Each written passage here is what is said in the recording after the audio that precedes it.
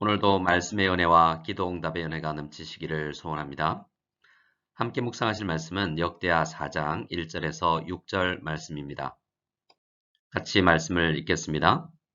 솔로몬이 또 놋으로 제단을 만들었으니 길이가 20규빗이요 너비가 20규빗이요 높이가 10규빗이며 또 놋을 부어 바다를 만들었으니 지름이 10규빗이요 그 모양이 둥글며 그 높이는 5규빗이요 주위는 30규빗 길이의 줄을 두를만하며 그 가장자리 아래에는 돌아가며 소 형상이 있는데 각 규빗에 소가 10마리씩 있어서 바다 주위에 둘렸으니 그 소는 바다를 부어 만들 때에 두 줄로 부어 만들었으며 그 바다를 놋의 황소 12마리가 바쳤으니 3마리는 북쪽을 향하였고 3마리는 서쪽을 향하였고 3마리는 남쪽을 향하였고 3마리는 동쪽을 향하였으며 바다를 그 위에 놓았고 소의 엉덩이는 다 안으로 향하였으며 바다의 두께는 한 손 너비만 하고 그 둘레는 잔둘레와 같이 백합화 모양으로 만들었으니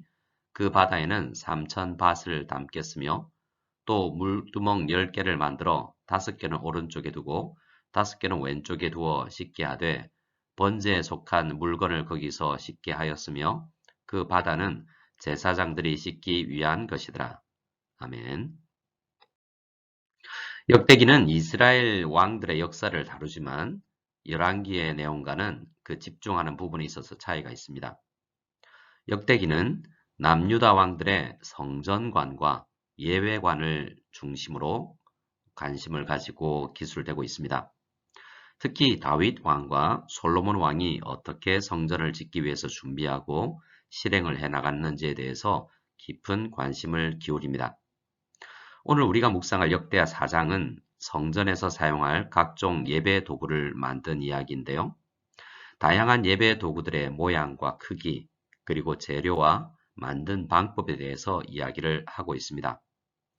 예배 도구 하나하나에 대해서 설명을 하자면 많은 시간이 걸릴 것입니다. 그 자세한 설명은 다음 기회에 설명드리도록 하고 오늘은 역대기 4장이 전하고자 하는 중심 메시지를 함께 생각해 보도록 하겠습니다. 제일 먼저 솔로몬이 만들었다고 소개되는 것은 놋으로 만든 제단입니다.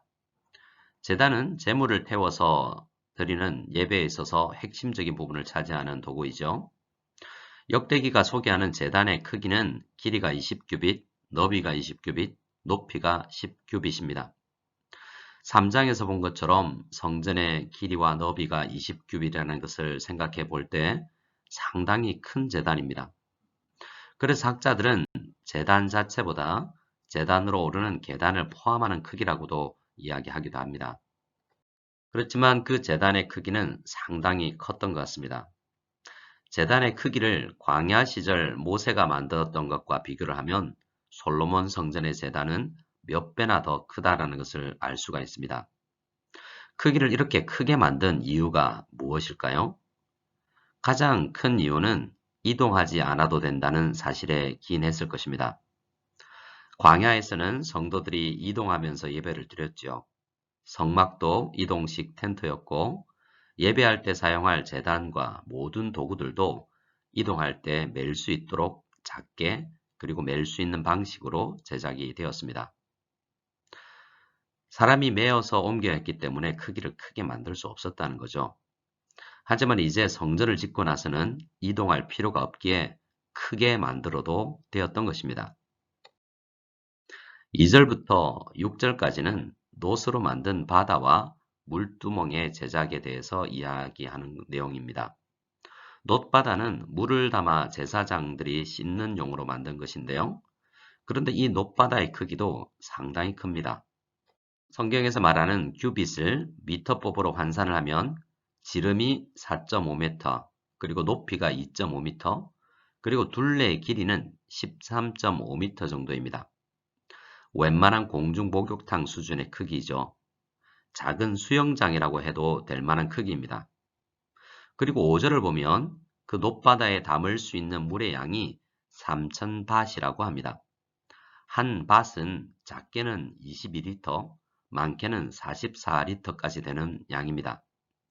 그래서 이 높바다에 담을 수 있는 물의 양은 적어도 톤으로 무게로 계산해서 40톤 이상이라고 볼 수가 있습니다. 엄청난 양이죠. 높바다를 크게 만든 것도 이동할 필요가 없다는 이유 때문입니다. 그러나 한번 생각해 볼 필요가 있는 것은 아무리 이동할 필요가 없다고 해도 이렇게 큰 물 탱크가 실제로 필요했을까 하는 생각입니다. 우리는 6절에서 그 이유를 생각해 볼 수 있겠습니다. 6절은 물두멍 10개로 제사를 드리는 물건들을 씻는다라고 하고요. 그리고 바다의 물로는 제사장들이 씻는다고 합니다.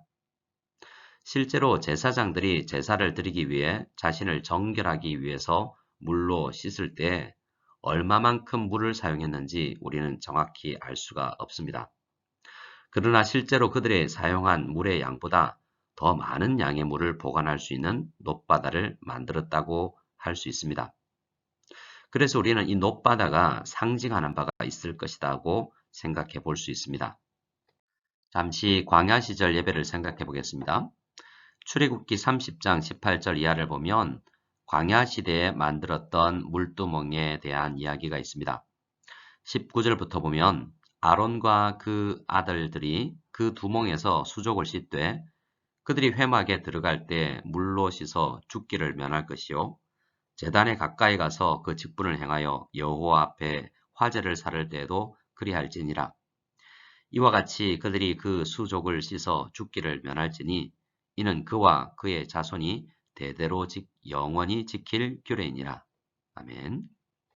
출애굽기 30장에서 말씀하길 아론과 그의 아들들 곧 제사장들이 제사를 집전하기 위해서는 꼭 물두멍에서 씻어야 한다고 합니다. 그렇지 않으면 죽을 것이라는 것입니다. 제사장들은 그 수족을 씻어서 죽기를 면해야 한다라고 말하는 것입니다. 그러나 생각해 보시기 바랍니다. 제사장들이 물로 손과 발을 씻었다고 해서 죄가 씻겨지고 거룩하신 하나님 앞에 설 수 있을 만큼 정결하게 될 수가 있을까요? 그렇지 않습니다. 우리는 코로나 시대에 손 세정제를 가지고 단순히 물로만 씻어낼 수 없는 세균들을 씻어내기도 합니다.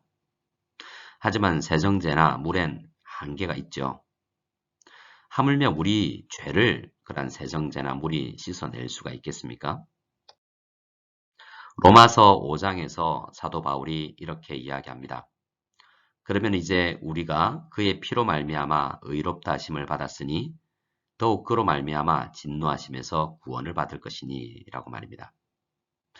우리의 죄는 물로 씻어지는 것이 아니고 짐승의 피로 씻겨지는 것이 아니라 예수 그리스도의 십자가에서 흘리신 보혈의 피로 씻겨지고 의롭게 된다라고 말하고 있는 것입니다.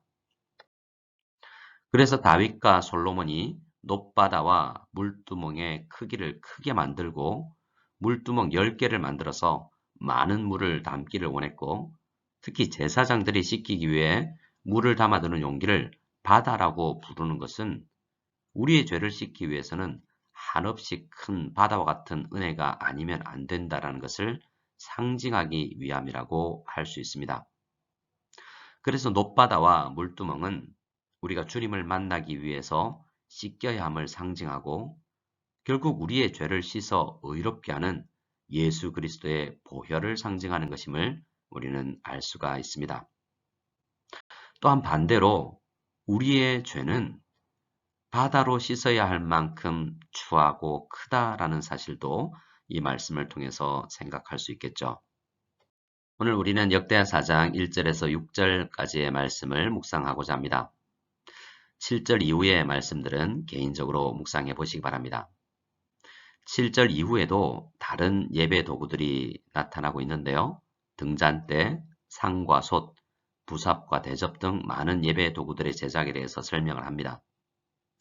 지금 역대기 4장이 강조하는 것들은 또 하나 있는데요.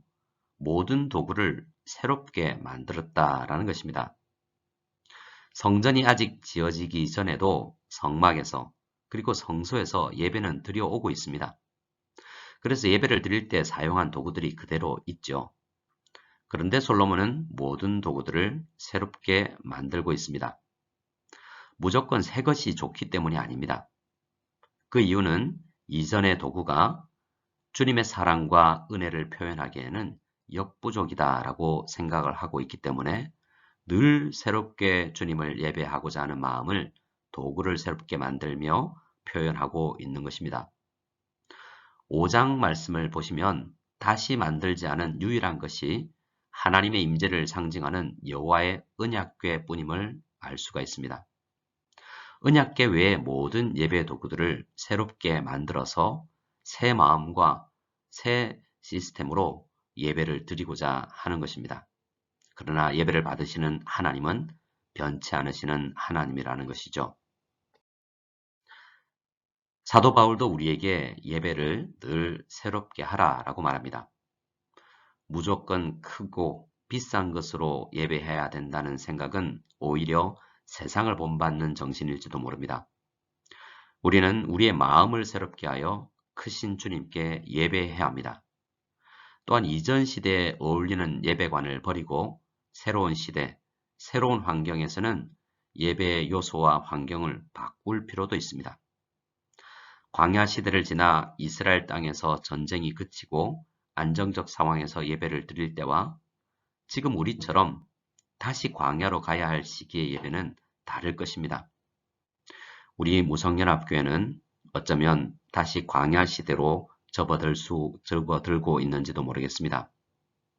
오늘 성도님들이 어디에 계시든 그 환경이 광야이든 안정적이든 하나님 앞에 합당한 예배를 드리기 위해서 마음을 새롭게 하고 은혜를 새롭게 받으시길 바랍니다.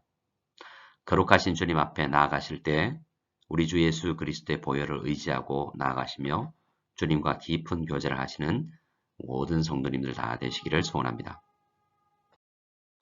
함께 주기도문 드리겠습니다. 하늘에 계신 우리 아버지여, 이름이 거룩히 여김을 받으시오며 나라가 임하시오며 뜻이 하늘에서 이루어진 것 같이 땅에서도 이루어지이다. 오늘 우리에게 일용할 양식을 주시옵고 우리가 우리에게 죄 지은 자를 사하여 준 것 같이 우리 죄를 사하여 주시옵고 우리를 시험에 들게 하지 마시옵고 다만 악에서 구하시옵소서. 나라와 권세와 영광이 아버지께 영원히 싸움나이다. 아멘.